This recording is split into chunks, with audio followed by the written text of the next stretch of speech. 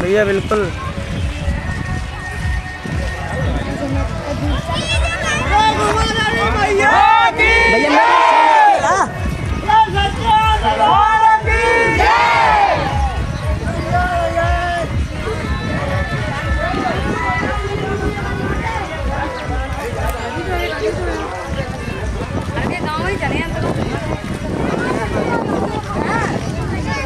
तू रखने दे पाए एक दूसरे के में लगे। हाँ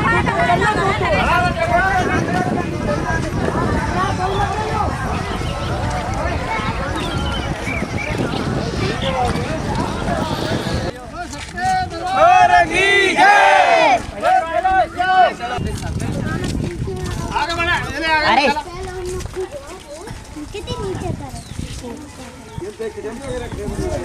हमारे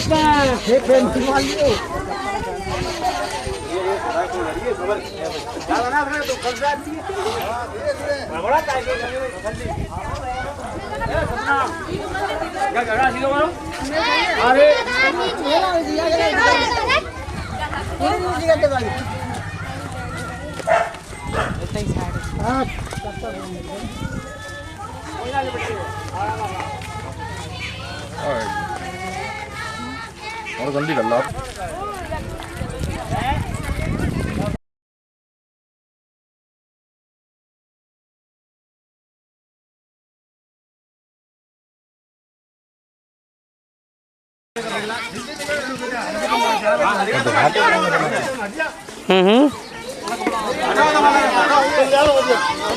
लटिया बेटा लट जा बच्चों का लटिया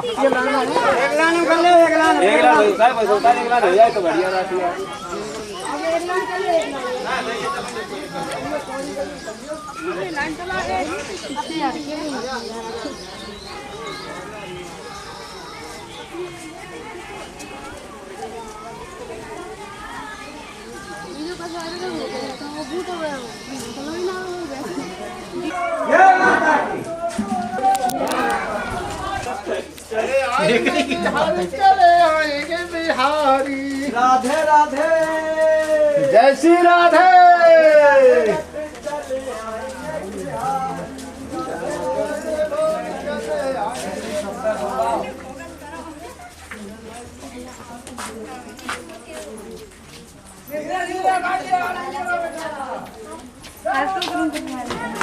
जय माता की जय माता की जय माता की जय माता की जय माता की जय माता की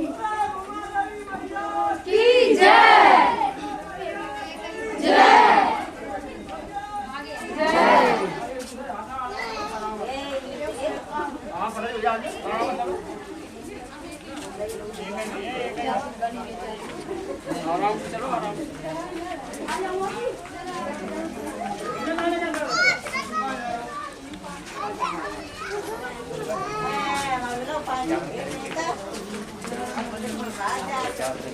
मंदिर पे खड़े हैं, मंदिर पे सैया में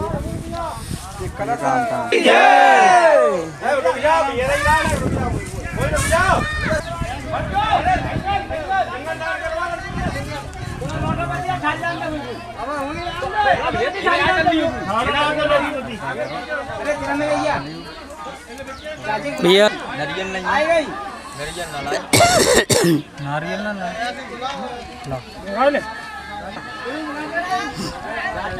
ले अब टाइम लग जाएगी तुमको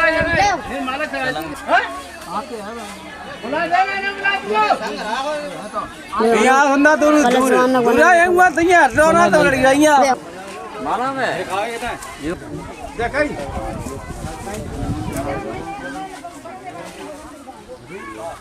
वो बुरे को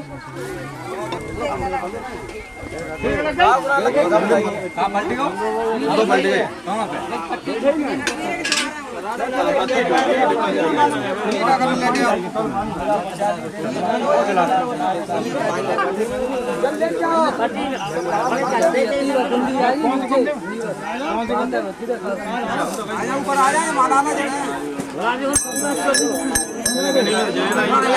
अरे हमारे पकड़ में ये आए भैया तो बड़ी जल्दी पकड़ ली मतलब का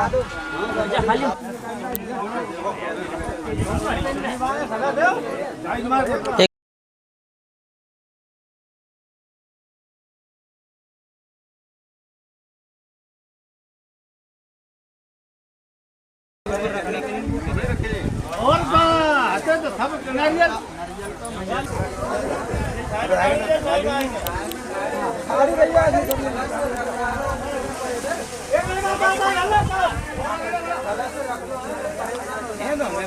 सब छाया हम कर देंगे लेकिन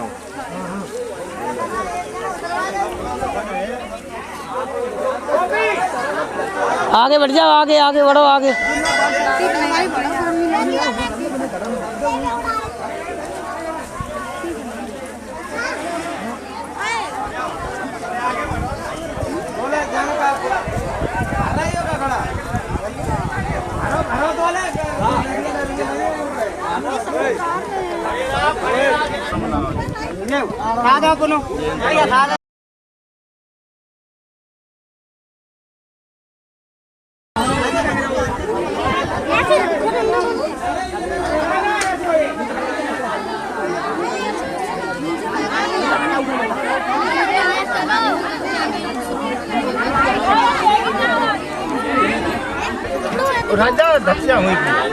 पीछे रहियो, अब तुम लोग पीछे सही हो।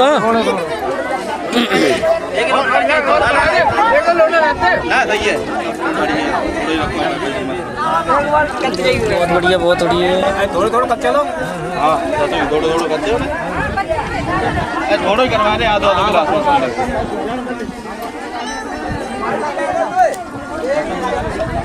चलो हो जाएगा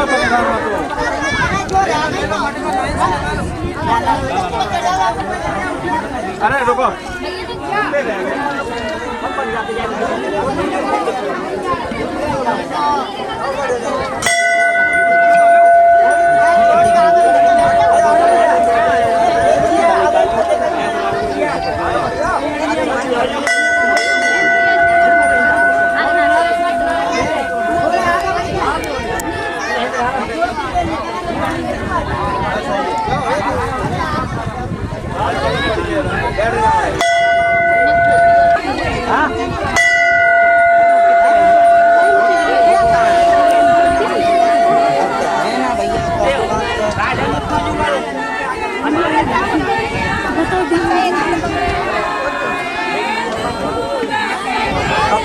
पानी हुई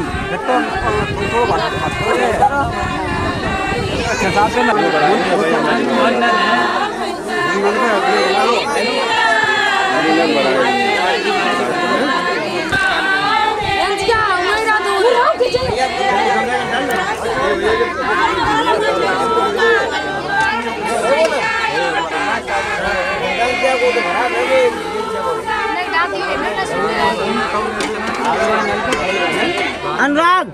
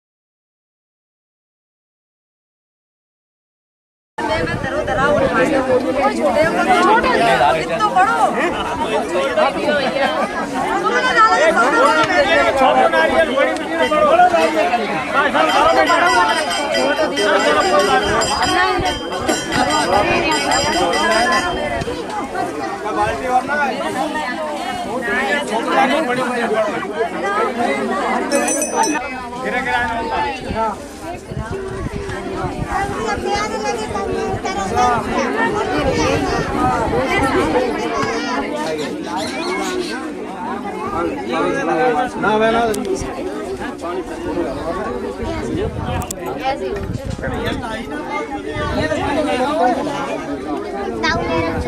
तुम जावे छाड़ छाड़ जा यार छाटा जावे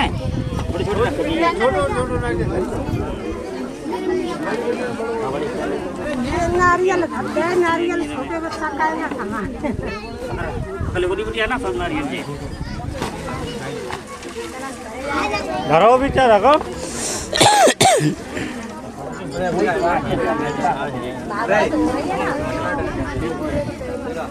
हमने भीतर वो बरसा हमें तो यार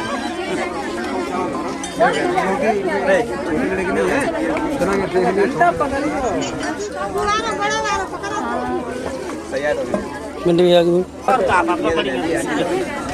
तो एक काम करो पूरे बच्चे हुए हम बोल गए तो सो रही उन पे रह दो बच्चे ये डरे रखो अपनो अगर ये है ना आप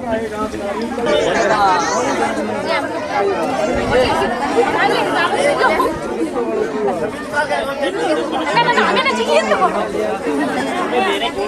छोटा ही दे दो वैसे कोई रख नहीं ना चिंता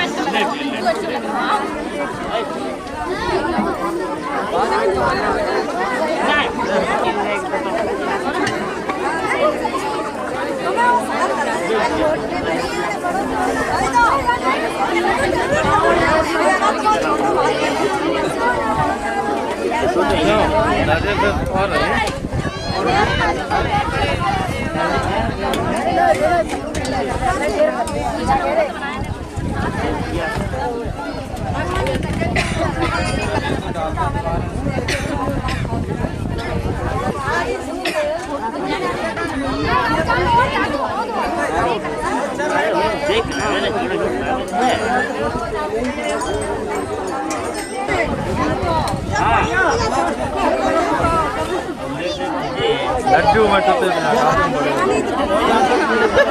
लाइव चलिए किन्ने गई संगत आए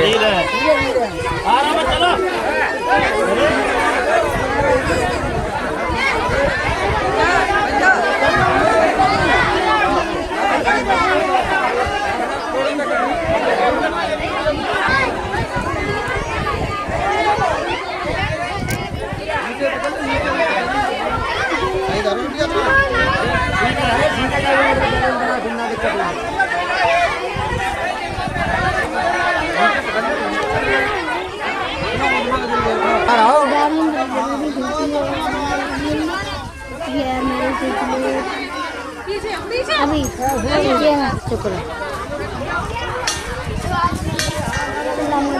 अरे लामती है हाँ एक हाथ नारियल लगा दे आगे निकलिए, आगे कट करो।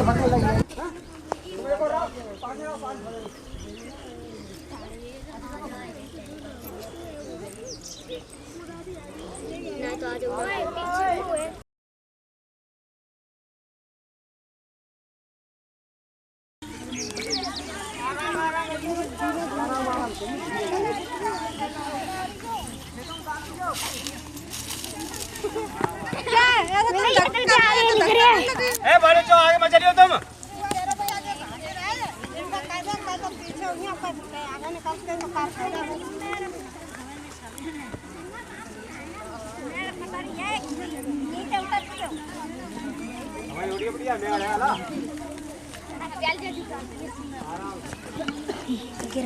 नीला झंडा कोई करिए देख ले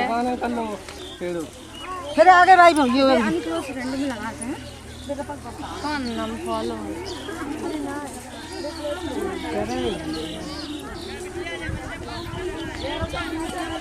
फिर भागो चालू है 2 बजे हैं तब तक। हाँ कलर कलर बजे बनाओ गैलरी भरो डिलीट करो वाह भाई वाह।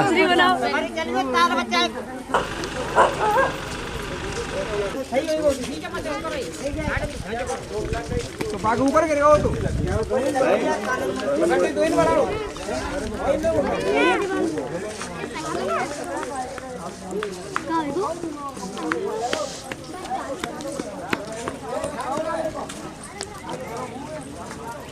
लास्ट तक वाला वीडियो बना लो पर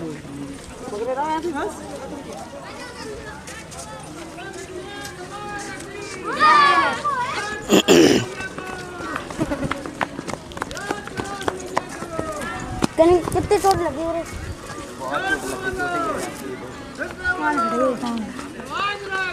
हटी हो कौन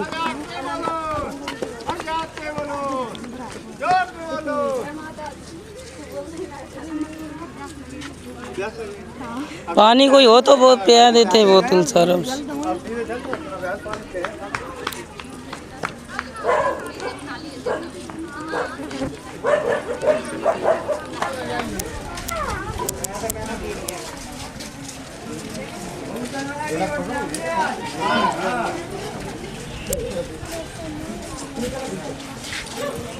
रोटी ना मिली है सही है। संजा कल ले लो, कल संजा ना मिली है, कल संजा खा सकते तुम। संजा खा सकते बोलना चला समझा ना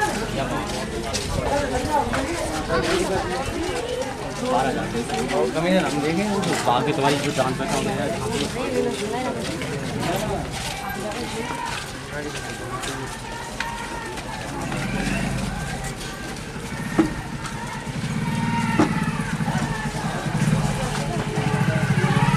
आराम से बेटा आराम से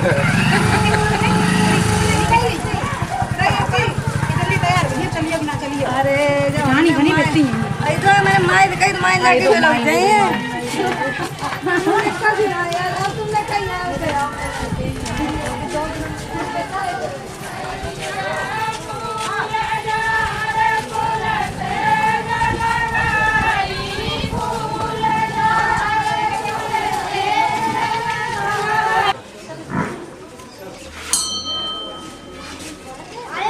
हाथ लगा लो। चाबी दे दिया ना चाबी। ठीक है मछिया आई ऐसी चल रही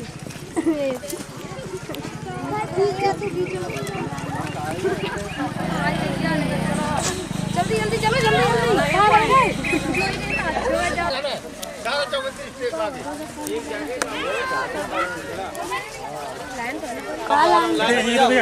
आराम से।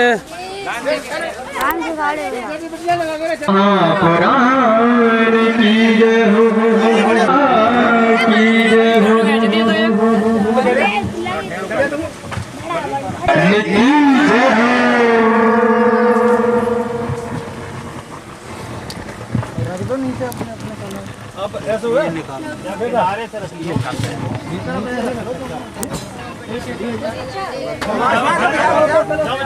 आराम से भाई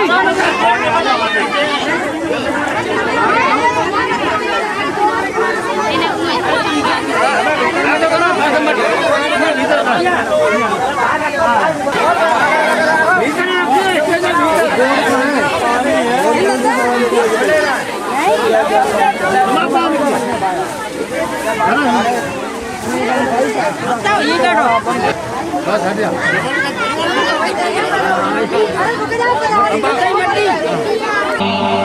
देवंगराय च देवंगराय नमः शिवाय च नमः शिवाय। बोलिए शिव शंकर भगवान की जय हो। बोलिए भागवत महापुराण की जय हो। बोलिए परिषद महाराज की जय। बोलिए अधिपति महाराज की जय। बोलिए सभी भक्त जनों की जय। हम माथा टेको ना, माथा टेको अपना जरूर करेंगे। जय हो खुश रहो। भागवत भैया हमेशा कृपा बनाए रखे। वयं नमः श्री कृष्णाय गोविंदनाय देवकी नंदनाय नंद गोप कुमार गोविंदनाय नमो नमः। गुरुर्ब्रह्मा गुरुर्विष्णु गुरुर्देवो महेश्वराय गुरुर् साक्षात् परम ब्रह्म तस्मै श्री गुरवे नमः। बोलिए अपने अपने गुरु महाराज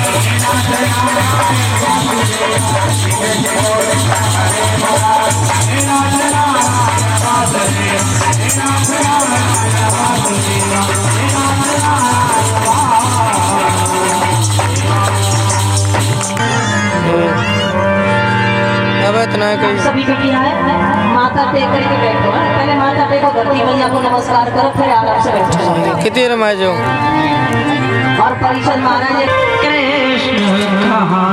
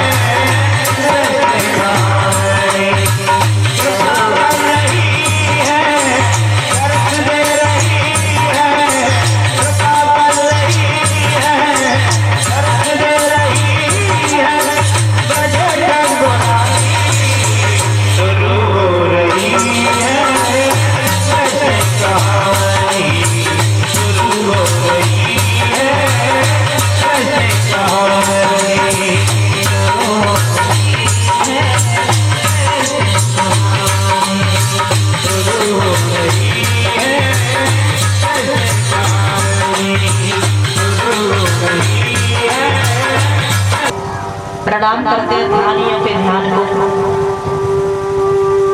मैं प्रणाम करती हूँ योगियों के योग को, मैं प्रणाम करती हूँ श्रेष्ठ ब्राह्मणों के ब्राह्मणत्व को, मैं प्रणाम करती हूँ आप सभी भक्तों के उस परम भाव। तो प्रेम से बोलो, पेश कम करो गाना पेश।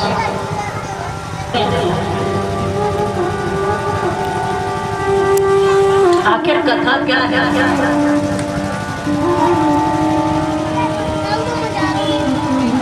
कथा भगवान के अवतारों की कथा है, उनकी लीलाओं की कथा है, उनके जीवन चरित्रों का वर्णन है, जो आपको सुनने के लिए मिलेगा। कथा जो जीवन को बदल देती है। कथा क्या है? जो जीवन को बदल देती है।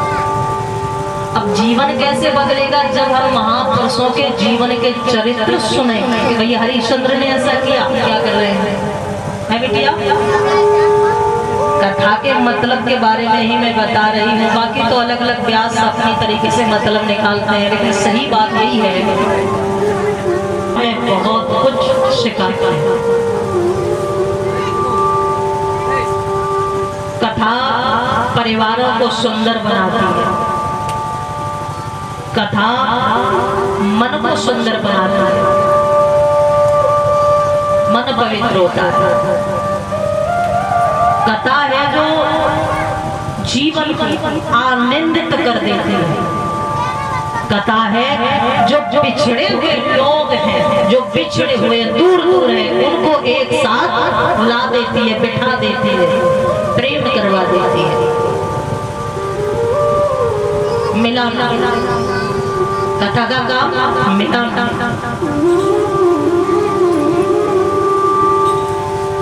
कथा हमें संतों का आशीर्वाद दिलवाती है। कथा है जो हमारे ऊपर कृष्ण की कृपा बरसाती है।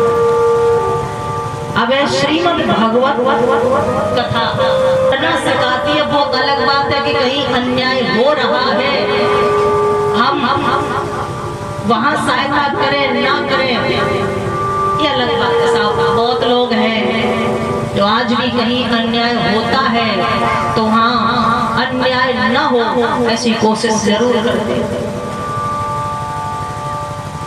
तो श्रीमद् भागवत कथा हमें अन्यायों से लड़ना सिखाती है।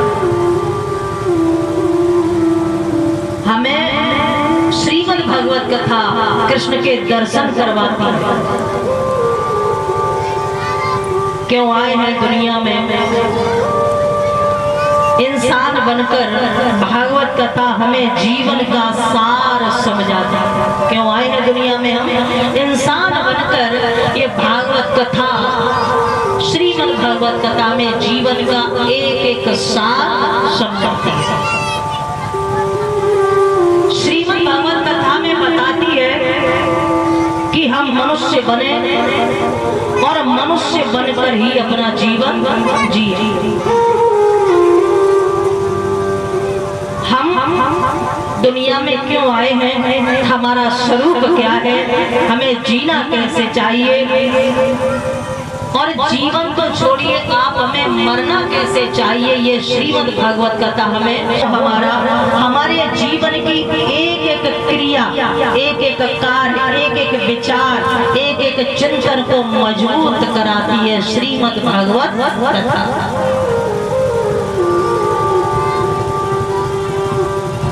ये कोई बहुत हल्की बात नहीं। आजकल लोगों ने ये भागवत कथा तो ऐसे समझ ली है कि पूरी हलवा खाएगा। हम समाज को क्या देंगे, हमें क्या देना चाहिए समाज को?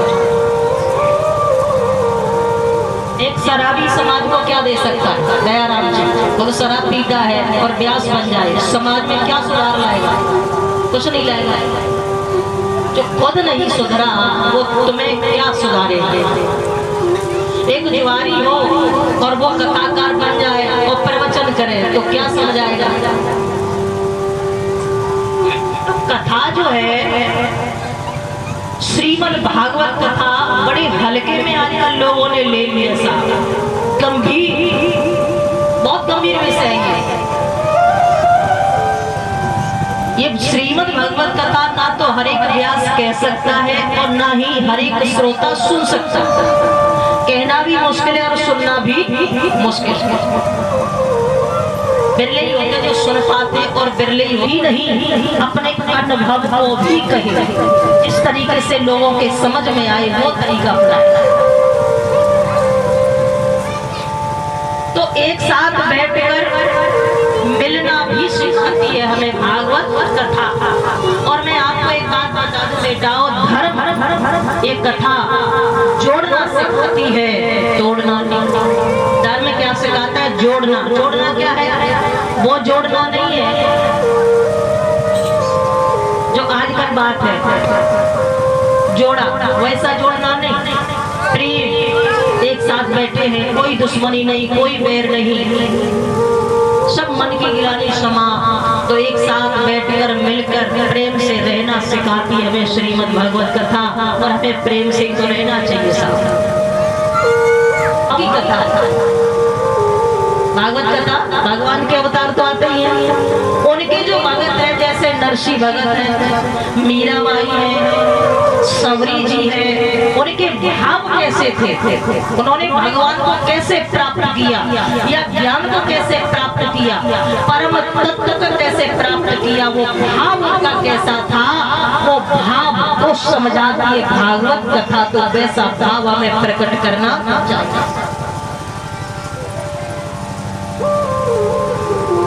तो भागवत कथा भगवान के भक्तों के भावों की कथा है। आइए अपन इन 7 दिनों में कुछ सीखते हैं। हम रसिक बने, हम बैरागी बने इन 7 दिनों में, संत बने, श्रोता बने, भक्त बने। ये 7 दिन आपके लिए है। आप क्या बनना चाहोगे? कुछ ऐसा सुनने के लिए मिले जिसके सुनने के बाद हमारी कोई इच्छा बाकी न रहे, हमारी कोई इच्छा बाकी न रहे। ऐसा कुछ सुनने के लिए मिले, हमारा जीवन बदल जाए, हम फिर कुछ सुनना ही ना चाहे, ऐसा कुछ हमें सुनने के लिए मिले। तो संतों में विराजमान महासंत श्री सूत जी शौनक आदि 88,000 ऋषियों को ये श्रीमद् भागवत कथा सुनाने लगे।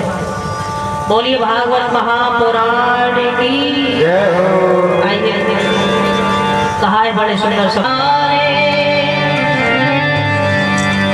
हम हो गए दीवाने, हम हो गए दीवाने श्री राधा रानी से। कौन कौन प्रेम करता है? राधा। और स्वामी जी ने बड़ी सुंदर बात लिखी है रामचरितमानस में, कलियुग केवल नाम आधारा। तो वृंदावन में राधे राधे होती है, काना गाना तो कोई कहता ही नहीं है। तो प्रेम से बोलो राधे। इन 7 दिनों में अपने अपने गांव को साक्षात वृंदावन बनाते हैं। इसलिए कहा है श्री राधा धारा तो बह रही है, श्री राधा की धारा तो बह रही है, श्री राधा हम हो गए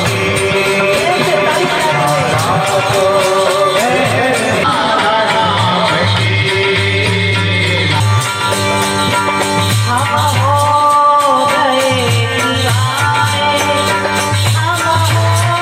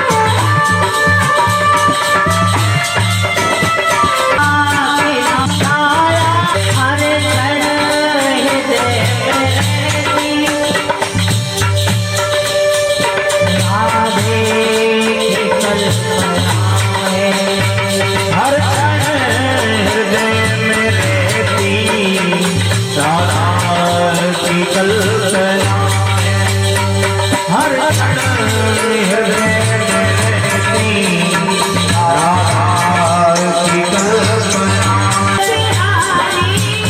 यहाँ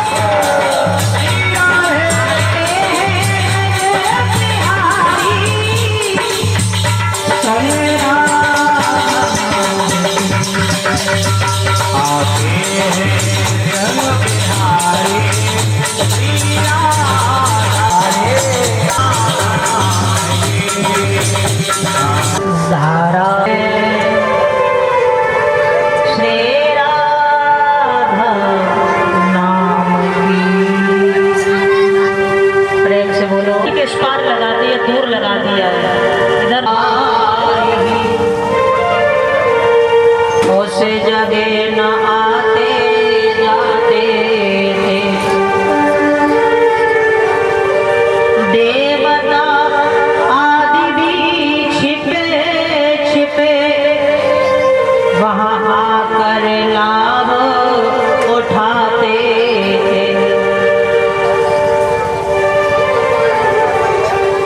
देवता मनुष्य तीर्थनेम सारण क्षेत्र में ये श्रीमद् भागवत कथा सुनते हैं। एक बार देवर्षि नारद संसार में भ्रमण कर रहे थे तो वृंदावन में उन्होंने एक स्त्री को रोते हुए देखा। वृंदावन में एक स्त्री बड़ी जोर जोर से रो रही थी। नारद जी ने पूछा कौन हो, क्यों रोती हो, क्या दुख है, क्या पीड़ा है?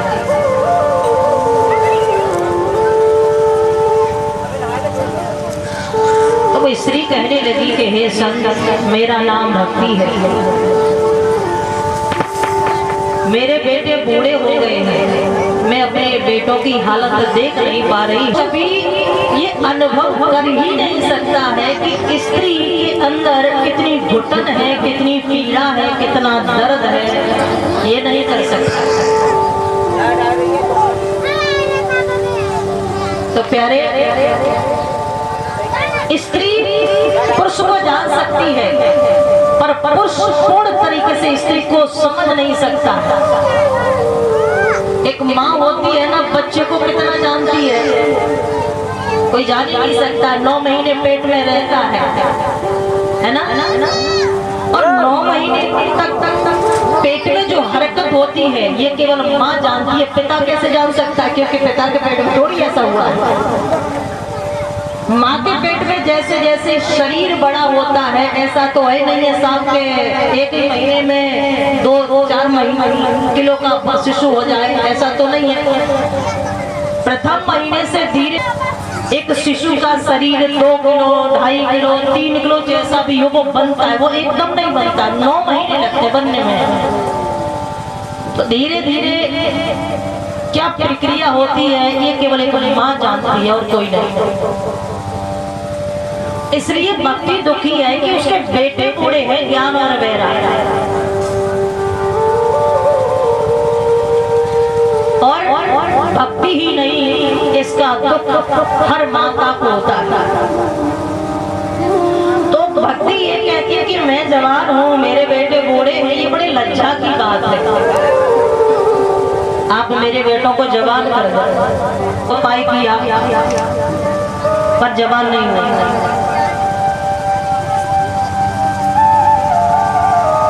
भैयाओ बेटाओ, इन तीनों में से एक भी छूट जाए तो अधूरा लगेगा। ज्ञान ना हो तो बैराग किस काम का? बैराग है, ज्ञान नहीं है तो बैराग कैसे होएगा?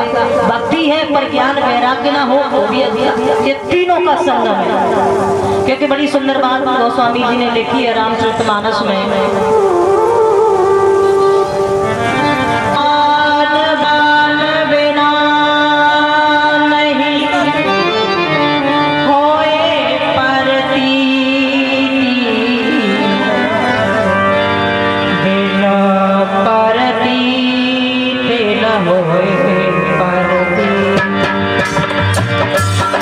सिया राम सिया राम जय राम राम सिया राम जय राम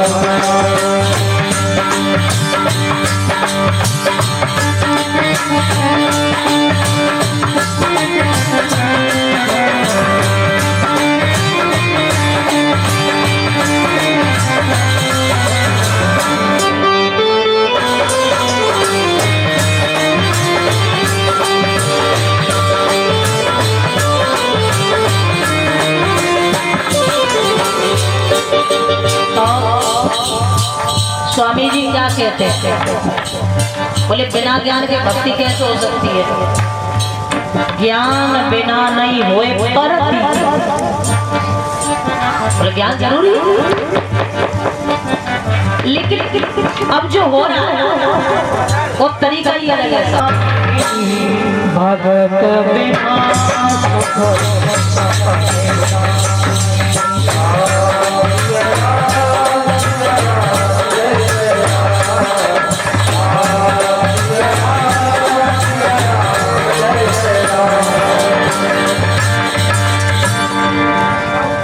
और सरल बना चाहिए। स्वामी जी ये कहते हैं कि बिना ज्ञान के भक्ति नहीं। भगवान के दर्शन करने जा रहे, कुछ चप्पल चुराने भी तो जा रहे हैं। हाँ, तो मतलब कहाँ ज्ञान है? मंदिर में जाना चाहिए दर्शन करने के लिए, दीदार करने के लिए, कुछ शिक्षा लेने के लिए, लेकिन बात अलग हो रही है। इसलिए कहा कि तिलक तो लगाए हैं, पर क्यों लगाए? बोले इस चीज का ज्ञान ही नहीं है, पर लगाए हैं तिलक। हमारे बाबा लगावते, पापा लगावते, हम लगा। तिलक तो लगाते पर क्यों लगाते? बोले नहीं पता। माला तो पहने पर क्यों पहने? बोले नहीं पता। क्यों फेरते हैं, घंटा क्यों बजाते हैं, तिलक क्यों लगाते हैं, मंदिर क्यों जाते हैं? अन्य चीजों का हमें बिल्कुल भी ज्ञान नहीं है, बस हम जानते हैं। तो आज कहीं न कहीं ज्ञान की कमी है साहब। भक्तों की तो बहुत भीड़ है, भक्त तो बहुत हो गए साहब, लेकिन ज्ञान की कहीं न कहीं आज भी कमी दिखाई देती है। भक्ति हमेशा जवान रहती है, भक्ति कभी बुरी नहीं होती। तब नारद जी के कहने पर हरिद्वार में ज्ञान वैराग्य भक्ति सहित महासंत श्री संत कुमार जी के द्वारा श्रीमद् भागवत कथा सुनने गए। अभी मैंने आपको कहा कि श्रीमद् भागवत कथा के बारे में हम जान नहीं पाए हैं। हमें सब कुछ देते हैं। जैसे कोई रास्ते पर निकल के जाए, अपन सब पंडाल में बैठे हैं, तो कथा का ये प्रभाव होता है। कोई सड़क पर निकल के जाए, ये भगवत कथा का प्रभाव है कि पंडाल में आकर के कोई दुष्ट भी बैठ जाए तो उसको भी भक्त कहलवा देते हैं, उसे भी भक्त कहलवा देते हैं। तो इस प्रकार भद्रा तटे पूर्वभूत पत्यनंतम यत्र वर्णंत सत्यकरं तपरः। बहुत समय पहले की बात है, तुंगभद्रा नदी के तट पर एक बड़ा सुंदर सा नगर था। उसमें आत्मदेव का नामक ब्राह्मण निवास करते थे। उनकी आधी उम्र हो गई पर कोई संतान नहीं है।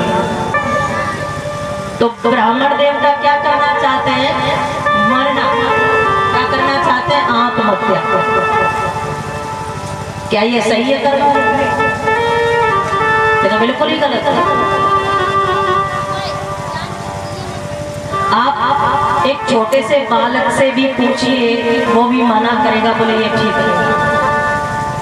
कोई कर ही नहीं सकता। बोले कि आप कहें कि आत्महत्याकरण ठीक है, कोई नहीं कहेगा ठीक है, कोई गलत है। जीवन मिला है तो आप जीते रहे।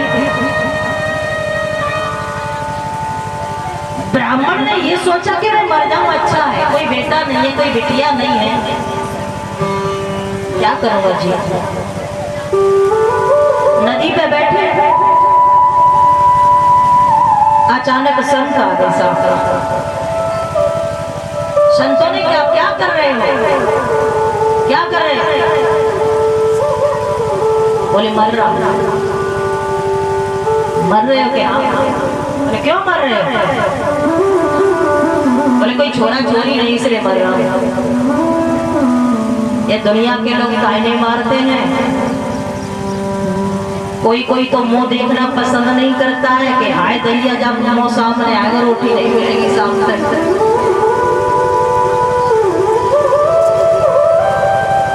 ये कैसी समाज है? अगर किसी भी तरीके से कोई स्त्री संतान को जन्म न दे पाए तो ये दुनिया, कुछ लोग तो उसका मुंह देखना नहीं चाहते, और ये बिल्कुल ही समाज के विरुद्ध बात है। सब ऐसा नहीं होना चाहिए। अपने जीवन में इस चीज के बारे में गिलानी नहीं लानी चाहिए। मोड़ी खासकर तो ध्यान से सुनो जो मैं क्या कह रही हूँ, शायद समझ नहीं पा रहे आप। बावरिया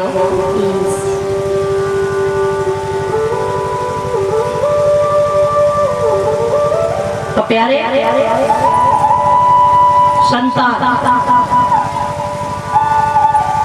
कुछ लोग ये मानते हैं कि बेटा हो जाए तो सुख मिलेगा, संतान हो जाए तो सुख मिलेगा। सच्चाई तो ये है कि आज संतान है तो भी दुखी है, और नहीं है तो भी दुखी है। वो कोई हो होता भी है, कोई परिवार, कोई घर जहाँ राम जैसे बेटे होते हैं, लक्ष्मण जैसे बेटे, लेकिन अधिकतर मोड़ा है तो दुखी है, और नहीं है तो भी। जिसके छोरा छोरी है उनसे जाकर पूछना, जिनके शादी हो गई हो लड़कों की और महताई बाप बूढ़े हो 60-70 साल के, तो उनसे पूछना कि क्या कहेगी मालूम है? मोड़ा तो भाव बढ़िया हो, पर जब से लोग आ गई है तो लोकुलाओ बनेगा। बाप जी कहे कि बहुत समझायो, लेकिन एक बात न मानी, अब तो छोड़ो हमें देख लेना आवे।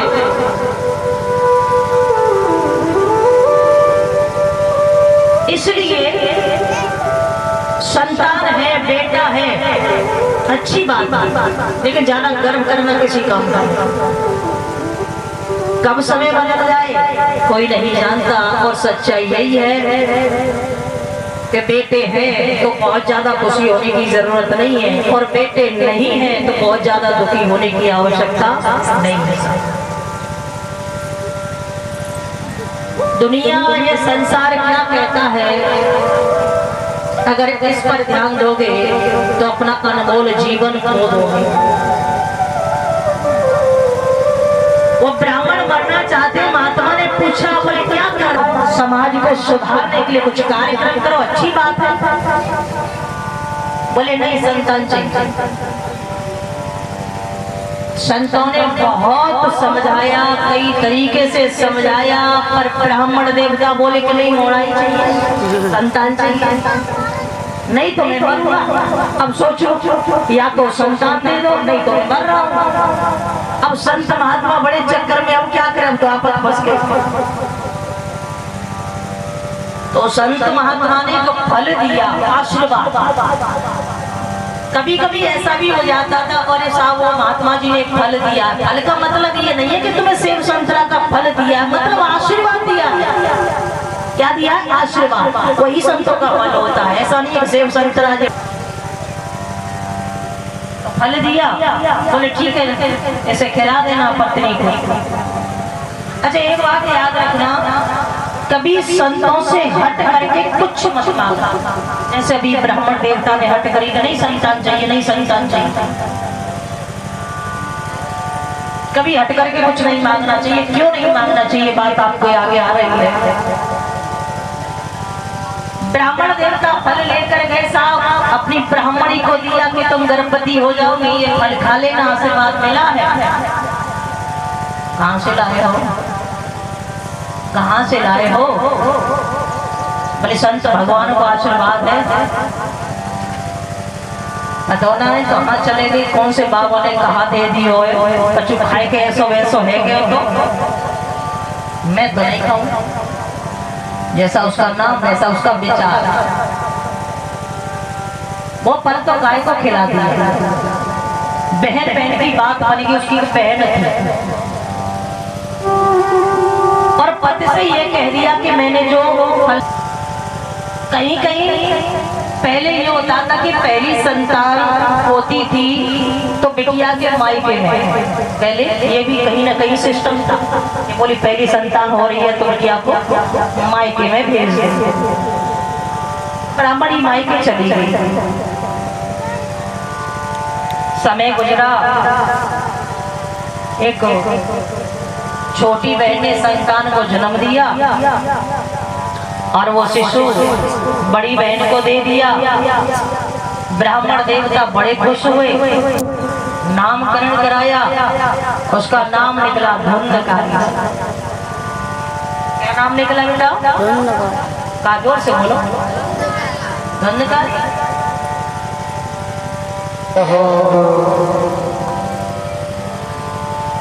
आप जो गाय ने जन्म दिया, गोकर्ण महाराज सुबह से शाम तक भजन पूजा पाठ इसमें व्यस्त है।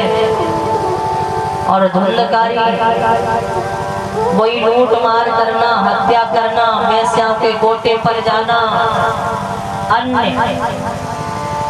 बुरे कर्म करने लगा।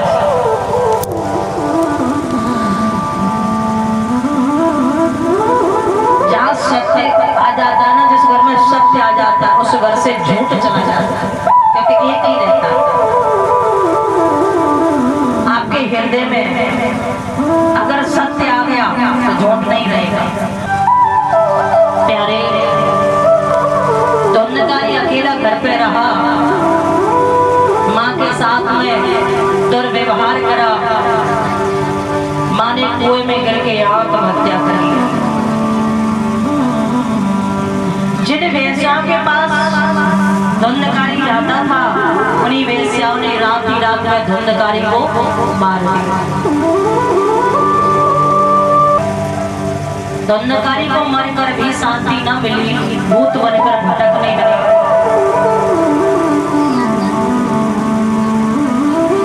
तब गोकर्ण महाराज आए और गोकर्ण महाराज ने अपने भाई धुंधकारी को ये श्रीमद् भागवत कथा, बोलिए भागवत महापुराण की जय।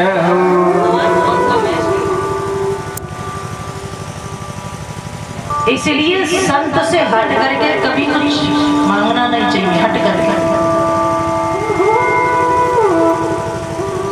एक बार क्या हुआ कि एक लकड़ी काटने वाला लकड़ी काट रहा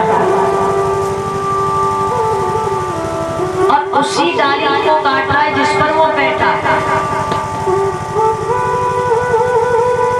एक बाबा जी ने कहा कि भैया गिर जाएगा, डाली को मत काट।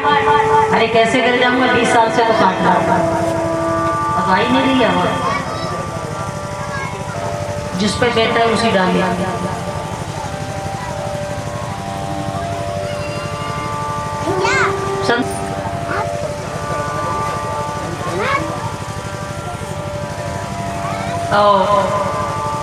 बाबा बोले कि भैया तू मेरे पाँव छोड़ दे, क्यों पकड़ लिए?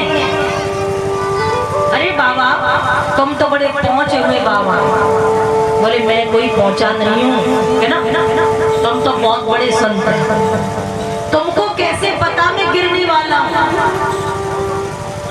अब जिस डाली पे बैठा है उसी को काट रहा है तो गिरेगा ही भाई, डाली है।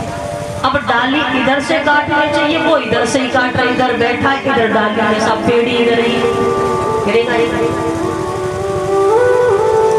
संत बोले ठीक है भैया छोड़ दे तू मुझे, कहना अब तो मुझे मुझे ये बताओ मैं मरूंगा कब? सीधा साधा हूँ, मुझसे कुछ नहीं आता कि ना तुम तो बहुत बड़े महात्मा हो, संत हो, तुम्हें पहले से ही मालूम है कि मैं गिरने वाला हूँ। अब तो ये बताओ मैं मरूंगा कब? अब तो वो पाँव नहीं छोड़ रहा, बड़ी जोर के पकड़ रखे। बाबा बड़े परेशान। तो बावन ने कहा करो, महाराज जी ने कहा करो, एक धागा लेकर के बाकी हाथों में बांध दियो, बोले जी नहीं टूटेगा तब तक तू नहीं मरेगा। टूट गया उसी दिन राम नाम सत्य, धागा बांध। अब तो भैया सबर काम एक हाथ से ही करे, दूसरे हाथ से कछ ना करे, धागो ना टूट जाए नहीं तो मैं मर जाऊंगा। बाबा ने कही 1 महीना है गयो, एक हाथ से काम करते करते तो एक दिन बीबी ने पूछ ही लिया, गाय एक ही हाथ से सब कुछ करते हुए एक हाथ में क्या हो गया है? बोले कुछ नहीं कुछ नहीं कुछ नहीं, नहीं कुछ तो हुआ है। अरे तू रहने दे ना, कुछ तो हुआ है, बात क्या है? पति पत्नी की बात। धागा जैसे ही टूटा वो मैये लेट गए, अब तो मैं मर गया, अब तो मैं मर गया। बड़ी जोर से चल रहे, अब तो मैं मर गया, अब तो मैं मर गया, अब तो मैं मर गया। अब कमरे में कोई नहीं सुनना तो आंगन में आके लेट गए। अब आंगन में चल रहा है, वो तो मैं मर गया, अब तो मैं मर गया। बीवी बड़ी परेशान। बीवी कह रही है क्या कह रहे हो कि अब तो मैं मर गया? तू बोल मत, मैं मरा हूं। अब वो कह रहा है मुझे शमशान ले चलो, मैं मर गया, मुझे शमशान ले चलो, मैं मर गया, मुझे शमशान ले चलो, मैं मर गया। अब कोई नहीं ले जा रहा है तो खुद ही जाकर के शमशान में लेट गया, खुद ही चला गया। शमशान में जाकर के लेटा है। 4 आदमी जा रहे थे रास्ते से निकल के, तो आपस में बात कर रहे, काय भैया शिक्षा क्या मिलता है? पहली बात यह कि कभी भी किसी संत से हट करके कुछ मत मांगो। कोई अपना आशीर्वाद दे तो इनकार मत कर।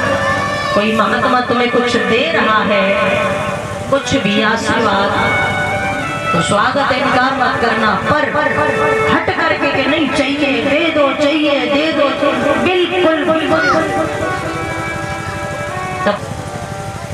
आत्मदेव ब्राह्मण ने हट करके या जिद करके महात्मा से आशीर्वाद ये मांगा कि बेटा मिल जाता, लेकिन बेटा मिला भी तो कैसा, उसे क्या कहे? बेटा कहे कि दुष्ट कहे, धुंधकारी कैसा था। लेकिन बात जो भी रही हो, सत्यता ये है कि सुनना यह कि अपनी कथा सुनने से, भगवत कथा सुनने से भूत प्रेतों का भी कल्याण हो जाता है। अरे बैठ गए रे हम हो जाए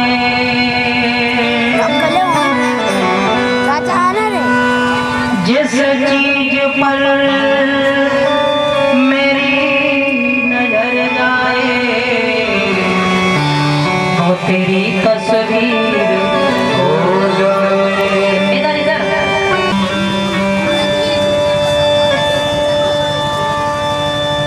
जिस चीज करना फकीर फिर याद लगी,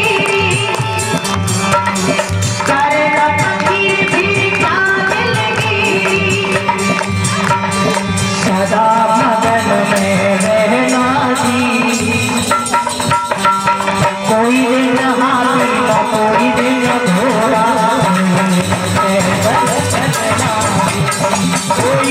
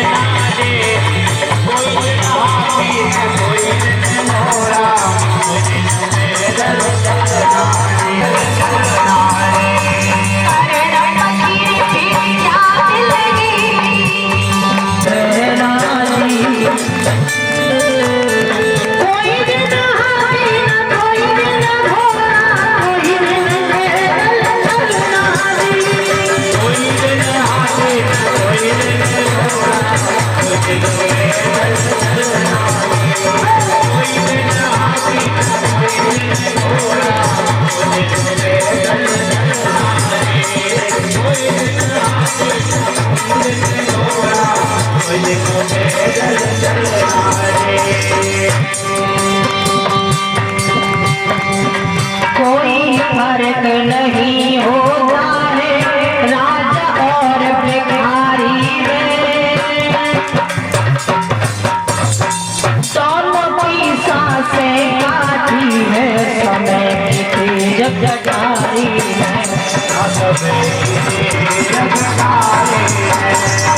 कोई फर्क नहीं होता है राजा और भिखारी में, दोनों की सांसें काटी है समय की तेज जगारी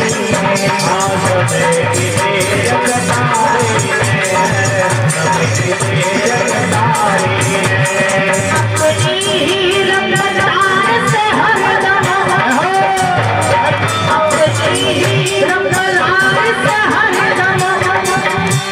और समय का पहिया चलता जी, कोई दिन मेला न कोई दिन सेवा,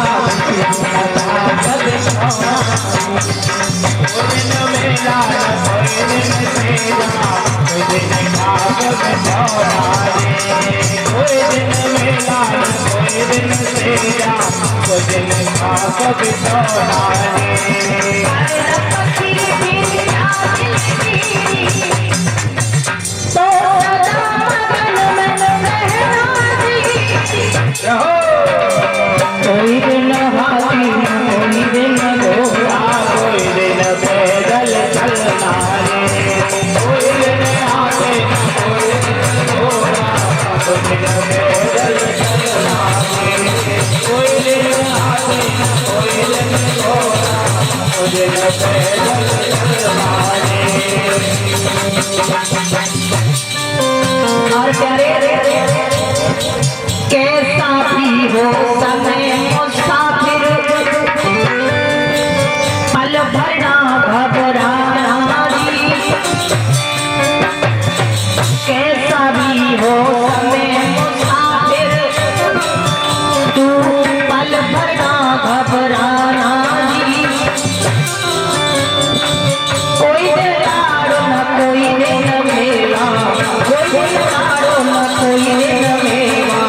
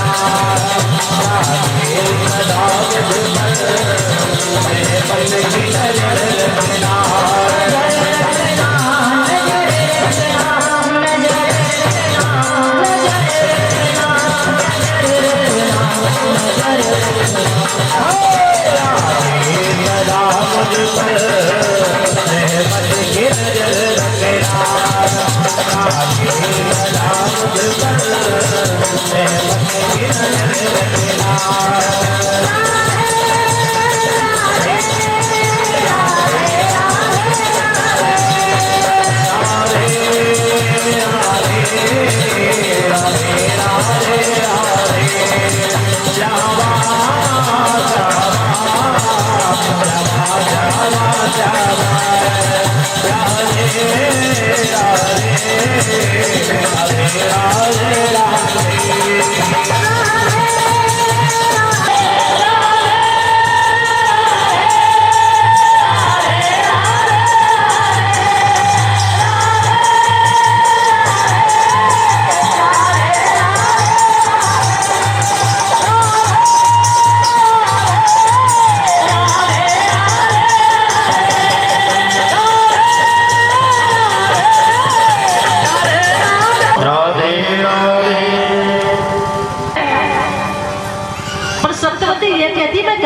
कहा कर लूं?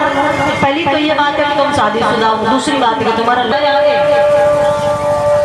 अब 2 बेड़े से बड़े। बोले राजा शांतनु पहले तो प्रेम गंगा से करते, अब गंगा के जो बेटे थे उन्होंने प्रतिज्ञा ले ली भीष्म पितामह वो विवाह ही नहीं कर सकते, अब वंश डूबने वाला है। बोले अब क्या करें?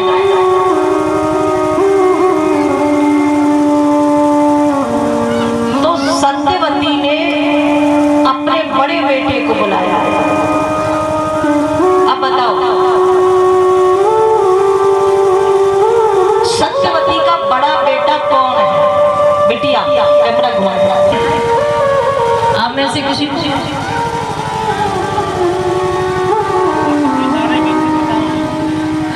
जो सत्यवती उसके बड़े बेटे कोई बात नहीं, इधर में से व्यास खड़े आके बताओ करो, कैमरा चलना है क्या? वेद व्यास, जोर से ताली बजाओ। बहुत बहुत तो जो केवट की बिटिया है सत्यवती, उसके बड़े बेटे थे व्यास और उनको जन्म कवारे ने दिया था, ये आपको पता है? अब सत्यवती ने विचार किया कि वंश डूबने वाला, अब क्या करूं? तो माँ अपना वंश चलाने के लिए कुछ भी कर सकती है। उन्होंने अपने बड़े व्यास जी को यानी बेटे को बुलाया। आपने वो कहानी सुनी होगी, कुंवारी मंचोदरी मां बन गई, वेद व्यास पैदा हो गए। अब व्यास जी आए तो उनका जो रूप है बड़ा बड़ा कराल रूप है सब। तो सब बात बताई कि बेटा ऐसी ऐसी बात है। तो व्यास जी ने ये कहा कोई बात नहीं है माँ, आप एक एक करके उनकी पत्नियों को मेरे सामने भेज दो, वंश चल जाएगा। अब वो कैसे जाए? उनका भयानक रूप है, संत बाबा क्या है? कहते हैं कि पहले एक काम करो, दासी को भेज के देखते हैं। तो पहले दासी गई, दासी गई तो दासी ने जैसे ही रूप देखा एकदम दिल हिल गया, गर्भवती भी हो गई। तो दासी से पैदा हुए विदुर। कौन हुए? विदुर।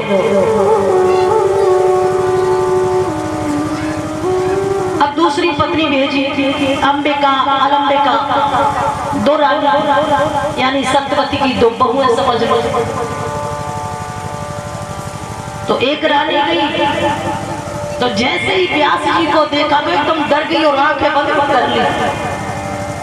तो जन्म जात से अंधे धृतराष्ट्र पैदा हो गए। अंधे धृतराष्ट्र। दूसरी रानी गई तो देखा, देखती रह गई, एकदम बहुत भय हो गया, भय जिससे पांडव पैदा हुआ, राजा पांडव। अब ये 3 भाई हो गए, एक तो विदुर, पांडव राजा और धृतराष्ट्र। अब महाराज पांडव के 5 बेटे थे, 5 पांडव, आप सभी जानते हैं, समय थोड़ी कम है इसलिए। और धृतराष्ट्र के 100 कौरव, इधर 5 पांडव, उधर 100 कौरव। और विदुर जी के कोई था नहीं, विदुर जी के कोई संतान नहीं थे। इस प्रकार संतों का आशीर्वाद मिला, वंश आगे बढ़ा।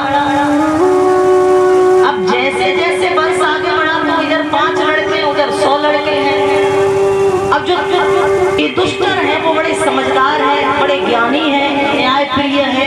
तो क्या किया कि ये दुष्कर को राजा बना दिया। अब धृतराष्ट्र सोरे के मेरे तो 100 लड़के हैं, उनके 5 ही हैं। झगड़ा शुरू हो गया साथ अंदर, झगड़ा पहले अंदर शुरू हुआ, गिलानी। ज्यादा बहुत ज्यादा झगड़ा हुआ, घर में कलेश बहुत ज्यादा फैला। तो कहा कि एक काम करो, देखो लड़ाई झगड़ा करने से कुछ नहीं है, आप बंटवारा कर दीजिए, बंटवारा कर दो भाई, भाई भाई है तो बंटवारा कर दो। बोले बंटवारे में क्या है, कैसे करें? काफी ज्यादा झगड़ा हुआ। इन कौरवों ने पांडवों को मारने की भी बहुत बड़ी कोशिश करी। अंततः फैसला ये हुआ, कृष्ण महाराज भी आए तो पांडवों ने ये कहा कोई बात नहीं है, 5 गांव पांडवों को दे दो, साहब अपना गुजारा कर लेंगे, बाकी सब आप ही ले लो। ये संदेश लेकर कृष्ण महाराज गए, बोले काम करो, पांडवों को 5 गांव दे दो, बाकी आप सब ले लो। बोले बिल्कुल, वो भी इनकार कर दिया।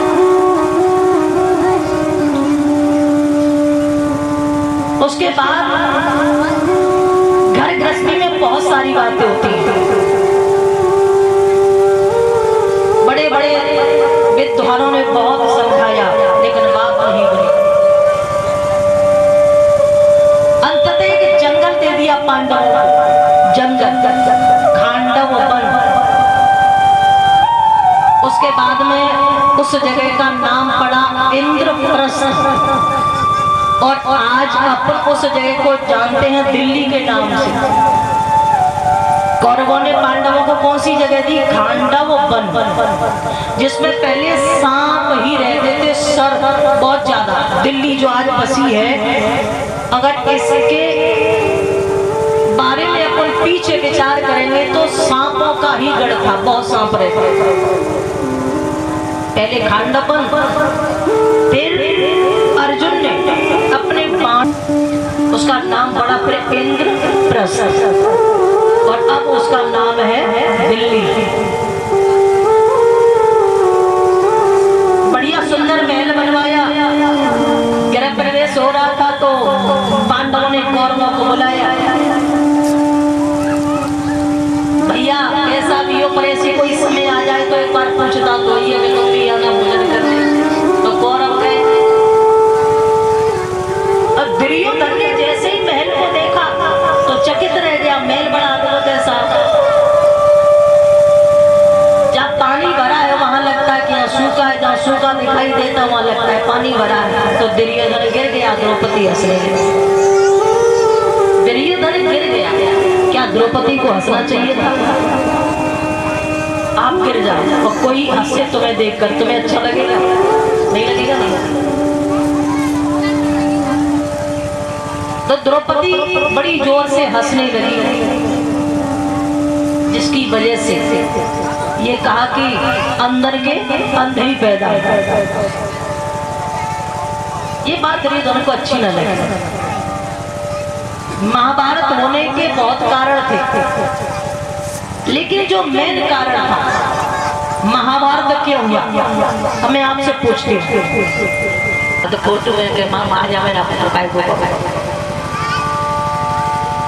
महाभारत बंटवारे की वजह से। किसकी वजह से? बोलो जोर से, किसकी वजह से? महाभारत नहीं होता। तो इसलिए एक पिता अपने जीते जी सही ढंग से बंटवारा कर दे तो कभी लड़कों में झगड़ा नहीं होगा। और ये जीते जी सही करना, तो बंटवारा ठीक नहीं हुआ, जिसकी वजह से महाभारत हुआ। कारण तो बहुत है, शुरुआत बंटवारे से ही प्रकट हुई। बात बाकी कहानी बहुत बनी, घर में तो बहुत बातें होती रहती है, चलती रहती है। तो शिक्षा ये है कि अपने जीते जी बाप महताई को ठीक बंटवारा औलाद के लिए करना चाहिए, ये बहुत जरूरी है। अब पांडवों का महल बड़ा अद्भुत, तो जुए का खेल हुआ, पांडव सब हार गए। 12 वर्ष का वनवास ले बैठे, 1 साल का अज्ञातवास ले बैठे। बोले आप 12 वर्ष जंगल में रहना है, 1 साल के लिए अज्ञातवास है, वापिस आओगे तो ये जो तुम्हारा महल है हम तुम्हें वापिस कर देंगे। पांडव इतना कुछ संकट झेल कर आए और फिर आकर कहा कि हमारा महल वापस कर दो, तो कौरवों ने देने से इनकार कर दिया। अब तो झगड़ा पक्का। भीष्म पितामह है, धृतराष्ट्र है, द्रोणाचार्य है, समझ कोई कुछ नहीं पा रहा और ना ही रोक पा रहा है।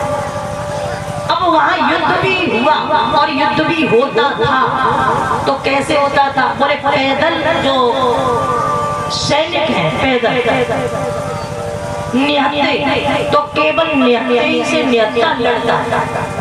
जिसके पास कोई हथियार है तो वो हथियार वाला हथियार वाले से लड़ता। अब जैसे किसी के पास हथियार है, उसके पास नहीं है तो युद्ध नहीं करता, क्यों? निहत्थे पे बात नहीं करना। बड़े नियम थे। घोड़े वाला बैठकर घोड़े पे बैठा है तो घोड़े वाले से ही लड़ता, ना कि नीचे बैठा है उससे। हाथी वाला हाथी वाले से युद्ध करता। तो बड़े नियम हुआ करते थे पहले युद्ध के। खैर, तो सत्यता यह है, महाभारत की कथाएं तो बहुत है प्यारे।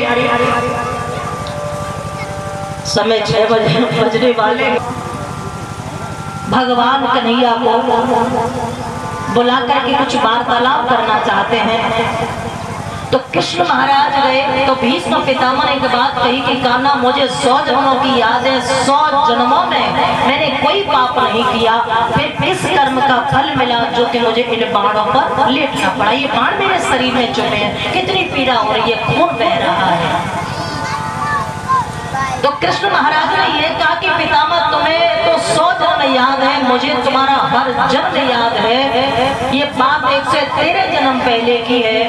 113 जन्म पहले आप शिकार करने के लिए गए थे, जंगल में आग लग गई थी, उस आग में एक दुमई जलने वाली थी। दुम्बी सांप जैसी होती है ना, पीली पीली सी, क्या बोलते बोलिए। तो भीष्म पितामह ने उसे आग से बचाकर एक तरफ कर दिया, वो कांटों में उलझ गई, उसका शरीर कांटों में चुभ गया। तो उसने कहा, हे बचाने वाले, इससे तुम्हें अच्छा था कि मैं आग में जल करके भस्म हो जाती, तूने तो मुझे और भयानक मौत दे दी। जिस प्रकार मेरा शरीर ऐसे सूलों में चुभा है, एक दिन तेरा शरीर भी ऐसे सूलों में चुभेगा और एक दिन तू भी मेरी तरह अपने प्राण गंवाएगा। उसी का श्राप लगा, मन मेटो जाई, कर्म का लिखा मेटो धो कैसे, जो जो कोट सिराई।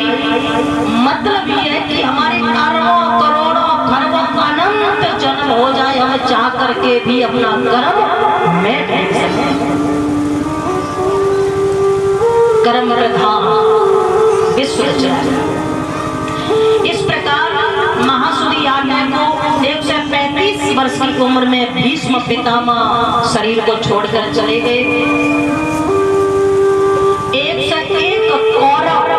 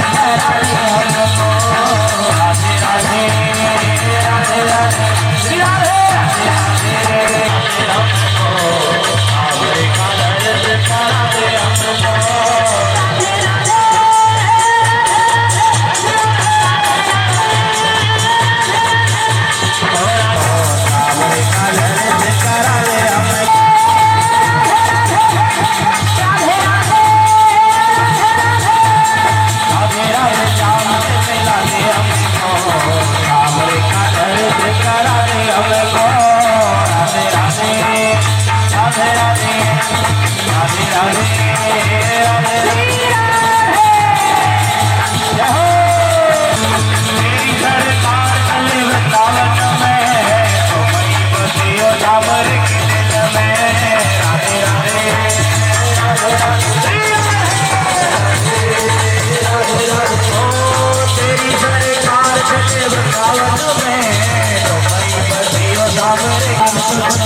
हमको, राम के दर्द करा दे हमको।